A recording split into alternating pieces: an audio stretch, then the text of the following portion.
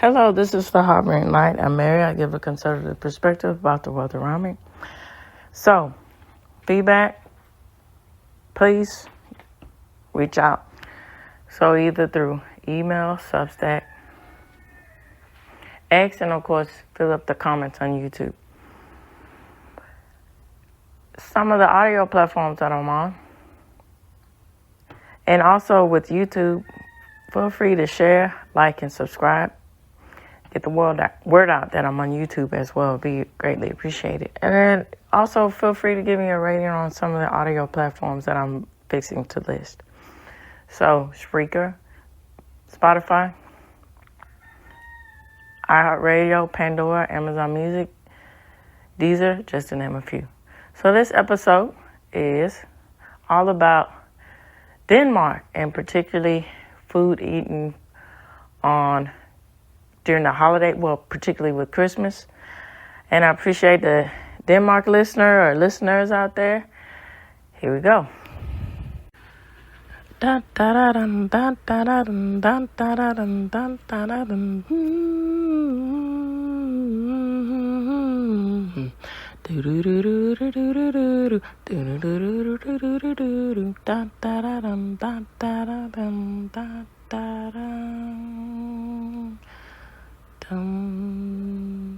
Ding dong dong.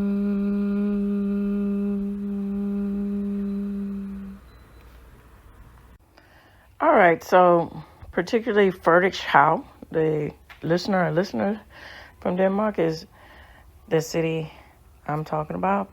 So it lists, this is the AI generated response, is roast pork with crackling and boiled potatoes, duck or goose with crispy pork rinds and boiled potatoes, red cabbage and gravy, rice pudding with cherry sauce and whipped cream. So, local restaurants and cafes, some popular restaurants and cafes in Frederikshavn that have traditional Danish Christmas food include Restaurant Empire, Restaurant Smorgashin, specializes in traditional Danish smorgasbord, and they also offer gluten-free options. To Tak Cafe and Brashear, they serve delicious food with freshest ingredients and historical surroundings. So Christmas markets in Frederikshavn, Christmas markets typically offer a variety of festive foods, including fried donuts with sprinkles and icing, Christmas beer in a hot mug, and a hot muddled wine, candied almonds, traditional Danish baked goods, and cookies. So, wrap it up, specialty food shops. Local shops in Frederikshavn may carry specialty Christmas foods such as marzipan pigs and other festive treats, traditional Danish Christmas cookies, and baked goods. So it ends by saying, keep in mind that these are general observations and may not reflect the specific offerings of every restaurant, cafe, or market in Frederikshavn. It's always good idea to check with local establishments for their holiday menus and offerings. So some of the sources that this AI-generated response is from: Denmark.dk, adventurism.com, NordicExperience.com, just to name a few. Okay, so I'm going to jump into some of an article that goes into depth about Danish Christmas recipes and favorites from Danish traditional foods. All right. Okay, so my thoughts about food from Denmark, my thoughts about food in general, especially during the holidays. You know, I said this last week, I'm going to say it again. So, it's really good to have tradition and then, going years and years, centuries, and even so far about that, dating back to when Christ was actually walking the earth. It's good to have these sort of traditions and the aspects of food. And something is unique about the aspects of holiday food when we talk about Christmas. So a lot of people, have, it's popular in the mainstream atmosphere to say that having spirituality or some sort of faith, having faith in general, is something that is either morbid or something that's just where you want to condemn somebody, or you don't want to be tolerant of others. But it stands the test of time, and it's more and more prevalent, and especially in the day and age that we're living in, that when you hold traditions, and then specifically when you go into the aspects of things like faith, and then when you bring that into celebrating Christmas and the life of Christ, it shows your spirit in doing this. It shows your generosity of humanity. I think it shows true tolerance because of these reasons here. So you're wanting to and willing to unite and share in the joy of the message of Christ, which is that he is unconditional in his love for his fellow man. And if you believe in his message, you can abundantly feel that in your soul. And there's something uniquely special with that. So, you don't feel like, so the aspects of this, where you don't feel like you have to solve everything for yourself. Of course, you have to be proactive, and you have to be persistent and realistic in what you need to do to solve your issues, your problems that you have faced. But reality of the situation, you're humbled in understanding that there's a lot of times there's things that are out of our control, and then there's something beyond ourselves. And so if you have that aspect of where you're just solely centered on your own self, or your own thoughts, or your own feelings, you strip yourself away from saying the true message of being truly humble and understanding other people's fate, but other people's circumstances, other people's fate, so to speak. When I say what fate, what I mean, their trials and tribulations, or good times, of course, and appreciating that and being generous and encouraging people, and how truly blessed that they are when they're in their blissful and joyful moments, and then having understanding and lending a shoulder when they're not, when they're going through their obstacles. And I believe truly that is the spirit and the aspect of celebrating Christmas, the holiday season here.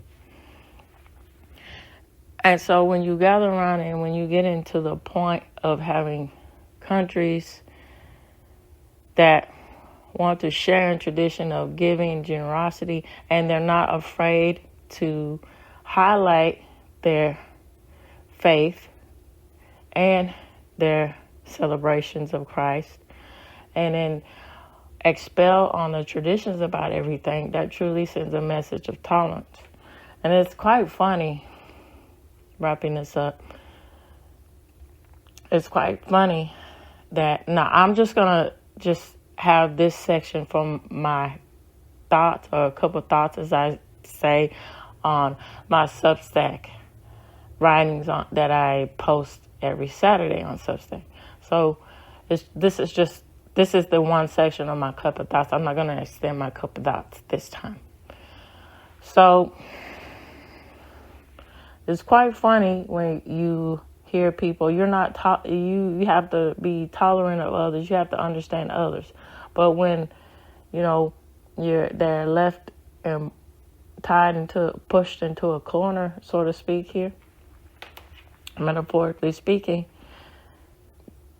9 times out of 10, and guess what? They are not tolerant of other points of views to the point to where it's laughable.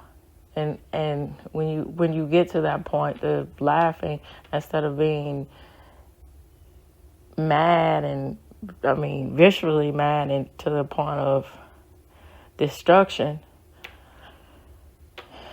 and, can really rip at you. And you can see, when you get to that point of saying, like, how pathetic, and it's funny too in the pathetic, how pathetic that is, that you want to say that you want to be tolerant of others, but you don't, when your worldview is challenged, you don't want to accept it. So needless to say, I think that's something to remind ourselves of and to think about in the aspects of the holiday season, or what it truly is. And I really appreciate countries that, embracing that. And I really appreciate the aspect that the traditions are still going on with this, with the aspect of Christmas, of how that's more prevalent and how that pushes past and transcends uniquely with the aspect of generosity and faith throughout time and still going on. And that's nice. That's just really special, I think, about Christmas. All right, so here we go. I'm going to go to an article that talks about Denmark, the traditions of food, and then that'll be the wrap up. Okay, here we go. This is something that's different. This time I'm going to, I had said this before, but I like to cook.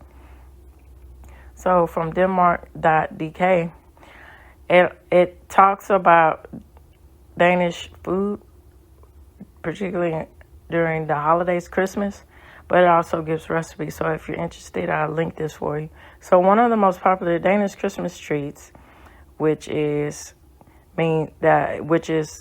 apple slices, that with Danish pancake puffs, that is also known as apple slices. They were originally filled with small pieces of applesauce. At some point, the filling disappeared, and it's just pancakes puffs as of today.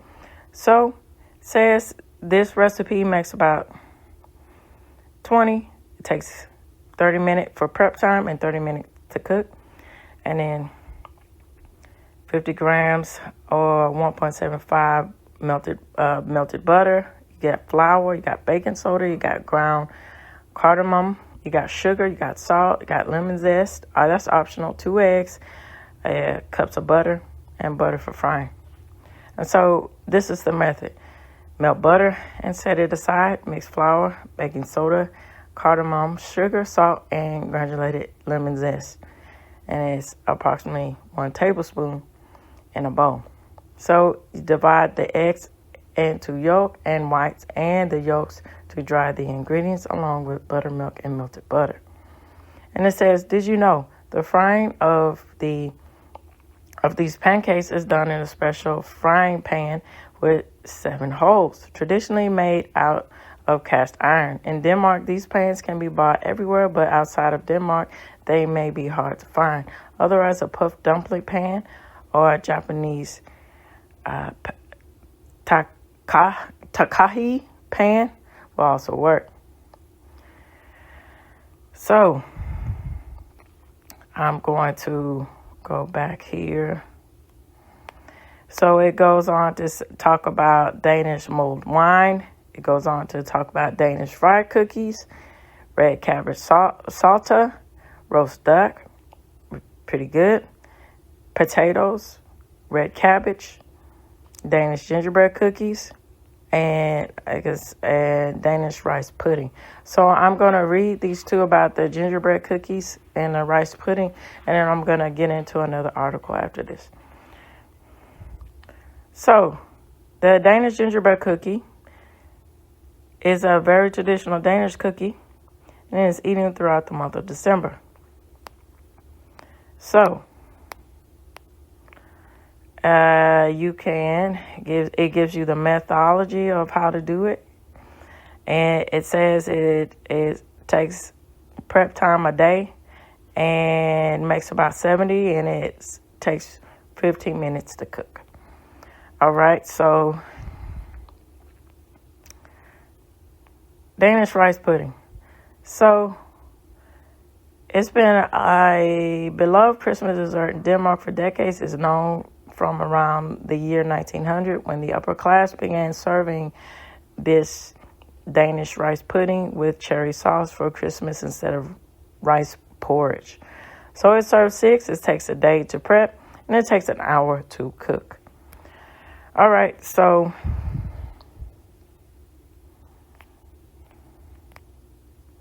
I'm going to go and read this article for you to wrap everything up. Okay, it's entitled, This is the Nordic Experience. So it's entitled, Eating Your Way Through a Danish Christmas When in Copenhagen. So it talks about Copenhagen. So, and it says that Christmas in Copenhagen embodies the concept of the locals and visitors who enjoy themselves in some delicious treats, surrounded by loved ones in an intimate, cozy setting. So you got gardens and Christmas markets, and you got many quality restaurants serving up traditional Danish Christmas delicacies, and they are a must to visit when in town for the holidays. To really experience Danish Christmas, the best way is to eat and drink your way through it. The Danish love their food, and the Nordic cuisine is on everyone's lips these days. So why not add Christmas twist to dig right in? So Christmas lunch in Denmark is traditionally enjoyed at home with the family on the 25th or the 26th of December. It consists of an enormous gastronomic cold table filled with lots of food, which starts at the afternoon and often continues late into the night. At the very least, lunch can be expected to last 7 hours. A traditional Christmas lunch table could consist of herring and a variety of geese, cold marinated salmon, country-style liver, pate with crispy bacon, confit of duck, roast pork, a selection of cheeses, and special Christmas rice pudding known as, forgive me for the pronunciation of it, I'll try my best, ris à la mandi, which is boiled rice, which is swathed in whipped cream and vanilla, mixed with chopped almonds and served cold with a hot cherry sauce. So,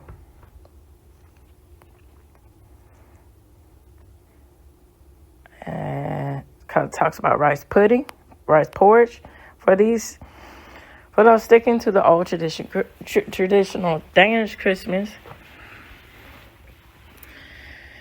lunch will begin with a bowl of rice porridge, which is a type of hot rice porridge served with a scoop of butter in the middle and sprinkled with a layer of cinnamon and sugar. Nowadays, most people eat it for dinner because it is quite filling during December and on the 23rd of December, the eve before Christmas, which is celebrated on the 24th of December in Denmark. Not many places serve rice pudding, but it is one of the places there is one place in Copenhagen which excels in porridges. Christmas cookies. If you have a sweet tooth, it's a must to go to. Laka's is the oldest and probably the best confectionery in Denmark, founded in the middle of the old historic Copenhagen in 1870. It has delivered joy and quality in its beautiful old rooms through 6 centuries. During Christmas, you can find some of the best Christmas cookies and cakes around, such as marzipan pigs, for instance. And it's quite interesting that all the artistry within those sweets, and how you can mold and shape it to what you want it to be, is quite spectacular there. Okay. And it goes on to talk about beers. Danish breweries add to the spirit of Christmas in their own way. Every first Friday in November, horse-drawn turbine wagons deliver an annual special brewed Christmas ale, or brewed, which every Danish brewery now launches a Christmas beer, and any bar, pub, and restaurant have Christmas beers on the menu. All right, so restaurants, the restaurant at the harbor. So you can celebrate in beautiful surrounding restaurant at the harbor with delicious food and stunning views over Copenhagen's harbor. And I'm apropos to that. My podcast is called The Harboring Light. I particularly am very fond of sea life, and I particularly enjoy countries that their main characteristic is seaport, and so that's quite unique. So, Terramonto Italian dining at the top of Kaiserbergveien. Terramonto combines delicious food with a pretty spectacular location. It's located on top of a hotel. Salt and Bar and Restaurant. On Christmas Eve, Salt, it's all caps, cooks up a traditional Christmas dinner served with great wine and a cozy surrounding. All right, so this reaches the end of the Harboring Light. I'd like to know what y'all thoughts about the aspects of food and Christmas food. Either feel free to email me, Substack, X, and of course fill those comments up in YouTube. Be greatly appreciated. So I'm going to say this again throughout the month of December. Merry Christmas, happy holidays, and of course, have a joyous new year. All right, bye-bye. Take care.